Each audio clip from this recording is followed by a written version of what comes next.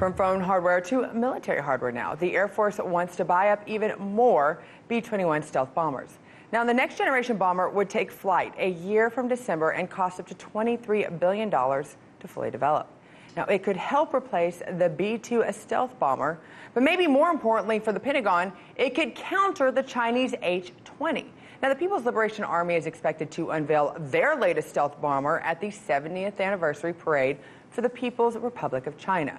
Now, it's an aircraft that defense officials suspect will be capable of carrying nuclear weapons and is expected to look a lot like the B-21. So to talk more about these new military capabilities and what this means, we turn to former Naval Intelligence Officer John Jordan. Now, I am sure I'm breaking some rule by asking a naval officer to talk Air Force, but hey, you know what? I can take the heat for that one. Well, I'm happy to do that. I don't want to make fun of the afflicted. But anyway, just kidding about the Air Force. I've had it the always. B-21. The B-21 project is actually moving along fairly quickly. It's the Air Force has set up a special office, special programs that are going to bypass a lot of the normal acquisition bureaucracy, and it's going to take flight, as you point out, next December. And it's the prototype is being assembled in Palmdale, California. Well, okay, so let's talk a little bit about this B-21 and why it's being sped up. And it's amazing things can get accomplished when there's, I guess, motivation behind it. How will it compete against other military prototypes from countries like China's H20 stealth bomber, and is it really needed right now? Well, first of all, the Chinese H20, I mean, when they actually fly a prototype, when we actually see it, I'll believe that they have one. I mean, they have certain things. Certainly, they're trying to develop a bomber in this class. The B-21 is replacing the B-2 largely and the B-1, which are 1980s technology. So it is needed in that sense. The B-2 is hugely expensive to maintain, and there's not very many of them. They're all based pretty much in Whiteman Air Force Base in Missouri. The American ICBR missile force is getting older as well. So the B-21 is kind of needed to be part of America's strategic deterrent because other parts of it are older, and the replacement systems for those are a little bit behind schedule. And B-21 is going to be cheaper to operate for the Air Force. Well, and that ultimately comes down to long-term cost. Now, the Air Force, though, this is what kind of makes me a little bit question this idea, because, I hate to feed the military-industrial beast that exists here in Washington, D.C.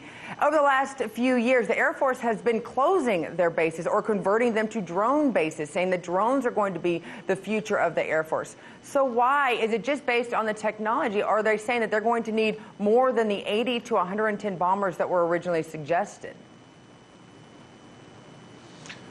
Well, because frankly, the B-1 program is also, the B-1 bomber is also a little older and long in the tooth, too. Keep in mind, the B-21, it's not just a part of America's nuclear deterrent. It's also intended, for conventional conflicts as well. So it's not just replacing the B-2, it's replacing the B-1, and probably the B-52 has to be replaced, too. The B-52 looks like it may be the first airplane to be nearly 100 years in service.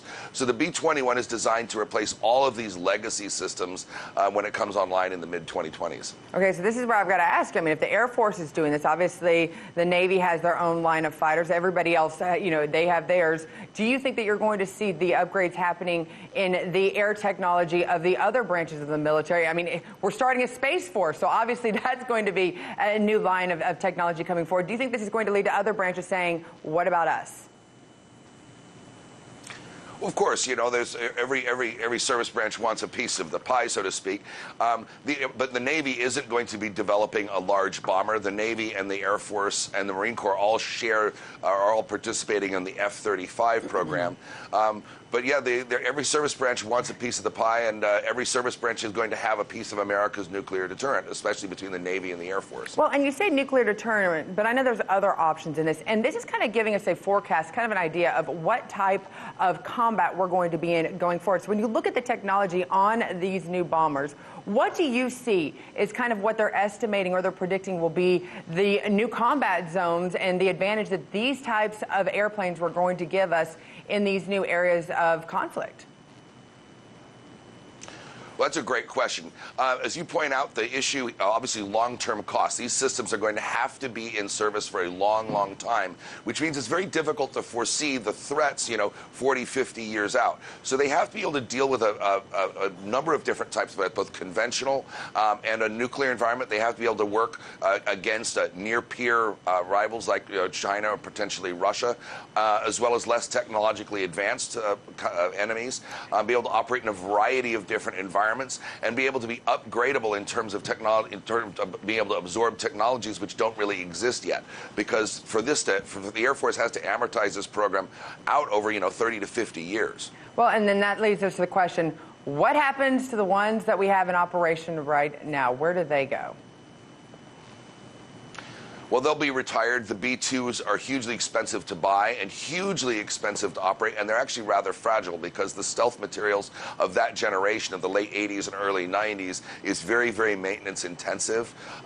So they will probably be stripped, and ultimately they'll be retired, as will the B-1s and the B-52s. The Air Force maintains a facility in Arizona called a boneyard, where old airplanes go to die, and a lot of airlines put their older airliners out there too, and it's really something to see. If anybody's out there would like to go check it out, they do offer tours. Well, they might be having to add on a few more rows after this edition. Thank you so much, John Jordan, for joining us. It's hard to clear through the debris and get right down to the nitty-gritty that is real news. New details are coming to light in the case of Jeffrey Epstein as more between the 2-year Treasury yield and the 10-year Treasury yield. Several hundred students are staging a sit-in. The Amazon rainforest, and the blame game is underway. It's time for RT America. So go ahead and hit that subscribe button.